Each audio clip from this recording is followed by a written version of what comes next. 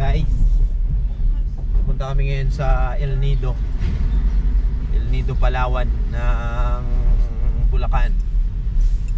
Check natin yung place kung maganda.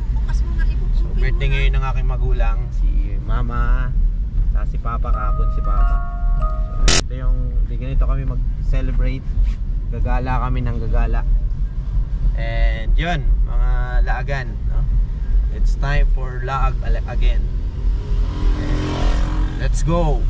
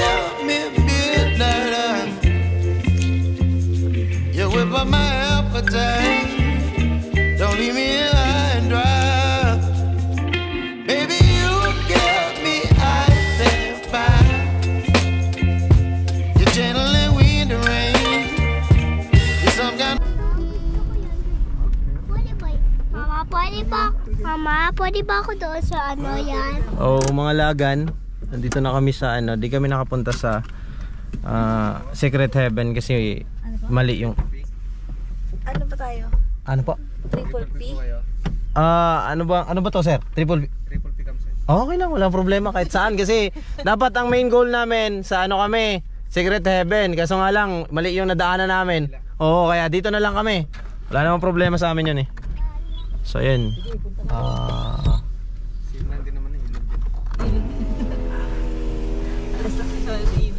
Okay na.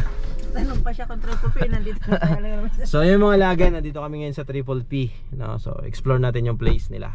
Bye bye. Birthday ni Mama. Shout out sa nanay kong birthday tsaka ni Papa, yung asawa ko. Bye bye. So ayun mga lagan, dito na kami sa Triple P. And maganda yung place niya din, no? Pero medyo ano lang siya. Magre-registered na tayo dito. So morning po. Uy, walang tao, libre na lang daw. Pag walang tao, libre.